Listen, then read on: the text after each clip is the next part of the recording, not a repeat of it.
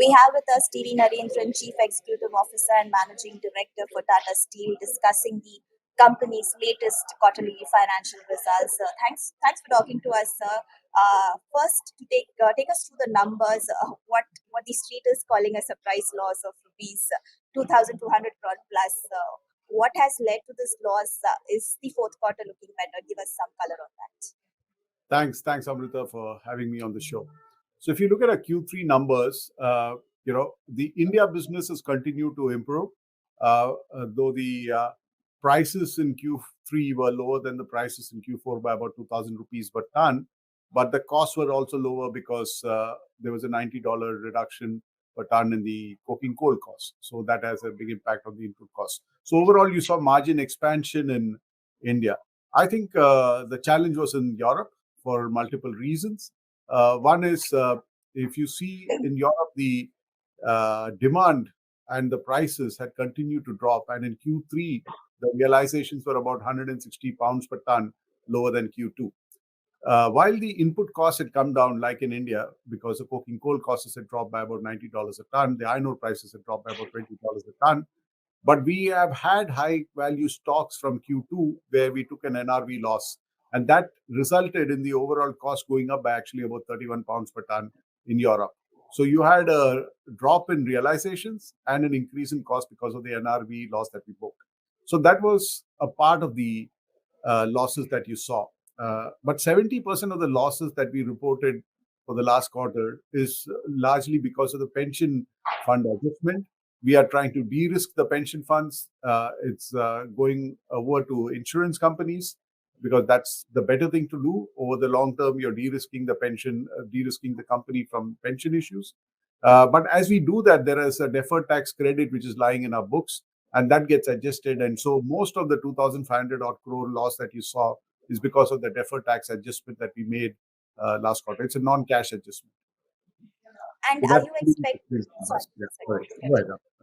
Are you expecting more of this coming from the pension scheme part? Yeah, so we have, so as of now, what we've done is about 60% of the pension has gone to the insurance companies. We have 40% left, which we will do in the first half of next year. So there will be some more adjustments maybe in Q1 of next year as we do the rest. But we believe that structurally, this is the right thing to do. And in the long term, the company is in better shape as we insure all the pension pension liabilities that we have. The operating performance in Europe will improve this quarter compared to the last quarter. Volumes will be higher. The prices will be lower this quarter, but the costs will be even lower because we will not have the NRV adjustment that we made last year. So we're expecting the prices to be lower by about 70 pounds per ton this quarter compared to last quarter. Though the spot prices have gone up, our long-term contract prices are lower. But we are seeing the cost go down by at least about 100 pounds per ton. So there will be margin expansion in this quarter. May not be enough fully to cover the negative EBITDA that we had, but we're still working on it. The volumes will be higher in Europe this quarter compared to the previous quarter. When you spoke to us a few weeks back in Davos, you mentioned you expected Q2 to be the worst one for India and Q3 to be worse for Europe. So does that stand, and are we seeing better times for the next few quarters? Absolutely. I think that's precisely what we said because we knew that the worst was behind us in India by then, and we knew the worst was Q3 in Europe. So that's exactly how it has played out. And how does demand look for steel, both domestic and export-wise, especially the fact that we don't have the export duty in place now? So how does that pan out for the company? I think, Amrita, the international markets are basically watching what's happening in China. A lot of the activity in the steel industry in the last 4 weeks has been because of the opening up of China. So we expect that the Chinese demand will not shrink. Let's put it that way. If GDP is going to grow at 5%, steel consumption cannot be shrinking, right? That is one. Secondly, globally, the World Steel Association forecast for steel consumption growth is about 1 to 2%, largely led by India, Southeast Asia, Middle East, Africa, etc. And in that assumption, the Chinese growth of steel consumption is assumed at 0%. So anything which happens in China is only going to add to that. International prices have gone up, like I said, and hence export opportunities are available for Indian exporters. We ourselves booked orders at maybe $100 higher than what we'd booked maybe 2 months back. But having said that, from a Tata Steel point of view, always 85% or more of our steel production is sold in India. So we'll continue to do that. Exports has never been more than 10-15% of what we produce. But as an industry, I think the Indian companies will leverage the opportunities that there are to export to Europe, to Middle East, and to other countries. So I see far more exports this year, thanks to the export duty being removed, than we saw last year. And would you like to put a percentage for your India operations? How much of that would be exports? Like I said, not more than 15%. I think it will be in the 10 to 15% range. We would export to some of the markets where we have a kind of strategic presence, as well as we obviously look at if there's an inventory buildup in any kind of product. Then we look at, can we use export markets to reduce the pressure on inventory. But currently, I see India demand quite strong. I don't see any problem with inventories in India. So I don't see us exporting more than maybe 12-13%. And take us through your capital expenditure numbers. Your press release mentions 3,632 crores rupees spent in Yeah. the December quarter. So, how do you, at what number do you end the current financial year, and what would be the target for the next financial year? So what we had guided, Amrita, is our capex would be about 12 to 13,000 crores. It will be at that level. 80% or more of it will go to India. A lot of it is going to the Kalinganagar expansion, which is at its final stages. So next year's guidance will also be uh, clearly in that range. We will look at our projections on cash flows and decide, because we also have deleveraging goals, and then we will balance our deleveraging goals with our capex and other requirements for cash.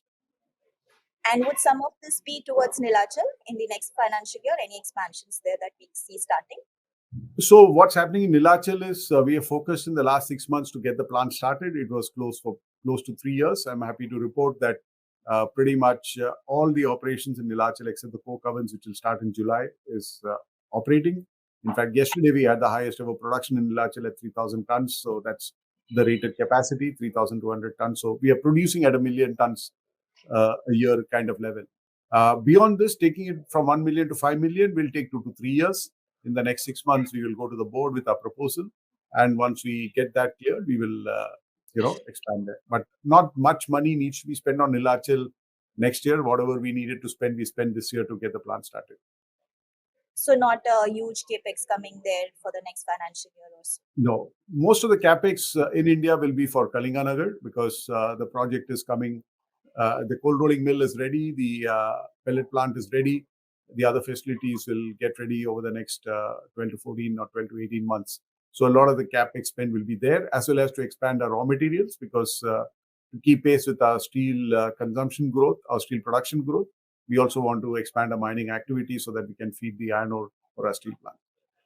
Take us through that plan of expanding on the raw material side. What are you looking at both domestic and internationally? So we have iron ore production largely in India. We have a small mine in Canada, but most of our iron ore mining activities focused on India.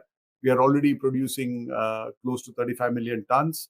We will continue to grow this. We produce basically for our own requirements, and the plan is over the next few years to take it from 35 million tons to about 60 million tons as we grow our steel making capacity. So we will keep pace with our capacity expansion in steel. So, these would be acquisitions, or would this be through mining leases?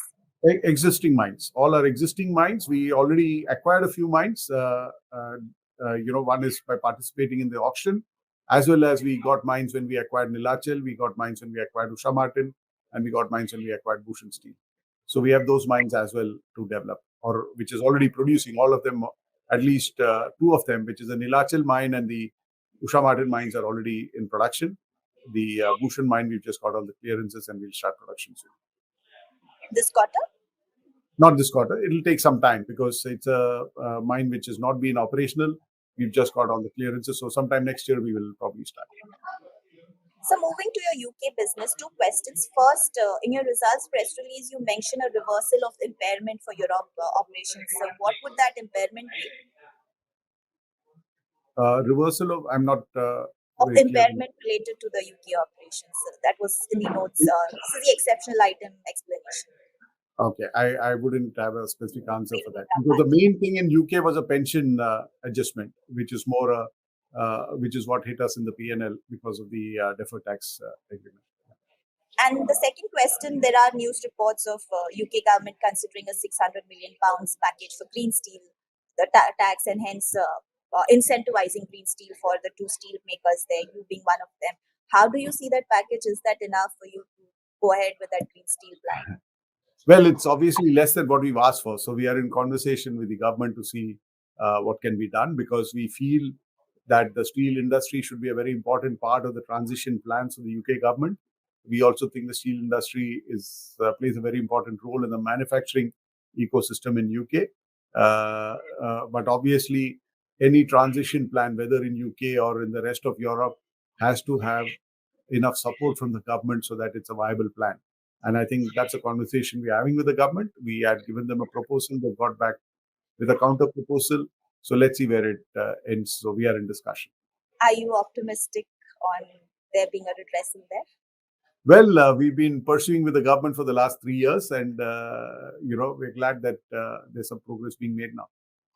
And how do you see this green steel discussion back home in India? I mean, it's starting in UK now. We know we Yeah. should expect it in 5, 10 years here. So, what is the parallel you're going to draw there? So I think it's a very important journey in India because one thing to be kept in mind is a lot of steel capacity which is going to come up in the next 10 years or 15 years is going to come up in India. Okay. So most of the countries are not adding incremental capacity. They may be replacing capacity with new facilities, right? Incremental capacity is coming up in India. Secondly, the most of the capacity is coming up in Eastern India.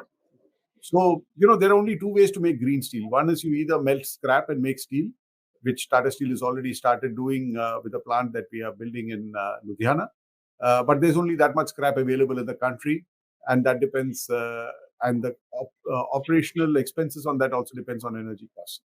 The second way of making green steel is to substitute coal with gas or gas with hydrogen, right? We are a few years away from availability of hydrogen. Gas also, while it's available in India, not much gas is available in Eastern India. So we need to build the capability or the infrastructure to supply new steel plants coming up in Eastern India with gas so that they can make the process choices. They can choose gas-based steel making instead of coal-based steel making.